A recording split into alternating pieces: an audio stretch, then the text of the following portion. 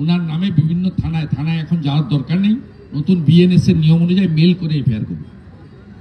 বাংলাদেশের সেনাবাহিনীর যুদ্ধ মহড়া ঘুরে দেখলে বাংলাদেশের যুদ্ধ মহড়া ঘুরে দেখলে বাংলাদেশে আবার সেনাবাহিনী আছে, বাংলাদেশে সেনাবাহিনী আছে, আমি আপনার কাছ থেকে শুনলাম।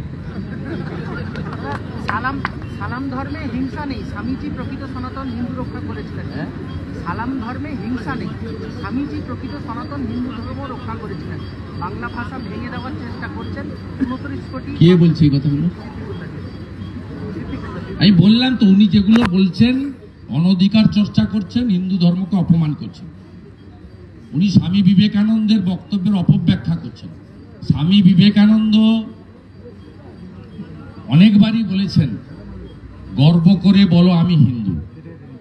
স্বামীজি গেরুয়া বসন পরতেন, এরা গেরুয়া মুছে ফেলতে চায় বাংলা থেকে।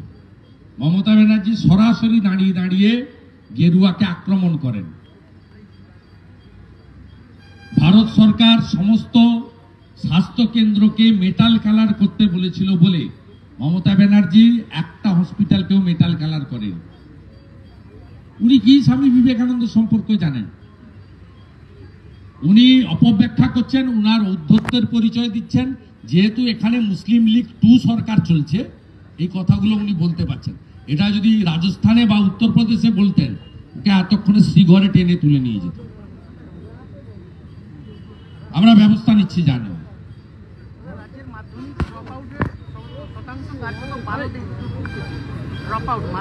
পড়বে কেন, পড়াবে কেন? একটাও তো চাকরি নেই, 2 কোটি বেকার। মুসলমানদেরকে ওবিসি করতে গিয়ে উনি এমন জটিলতা করে দিয়েছেন মমতা ব্যানার্জি, হাইকোর্টে ডিভিশন বেঞ্চ, সুপ্রিম কোর্ট, আর কোনো চাকরি হবে না। উনি মুসলিমদেরকে ওবিসি দিতে চান, আর হিন্দু যারা ওবিসি আছে, ঘোষ আছে, তিলি আছে, তেলি আছে, স্বর্ণকার আছে, মালাকার আছে, কুম্ভকার আছে, আমাদের মাহাতো আছে, এদের অধিকার উনি কেড়ে নিয়েছেন, হিন্দু ওবিসিদের অধিকার। সেই কারণে পশ্চিমবাংলায় আর কোনো চাকরি হবে না।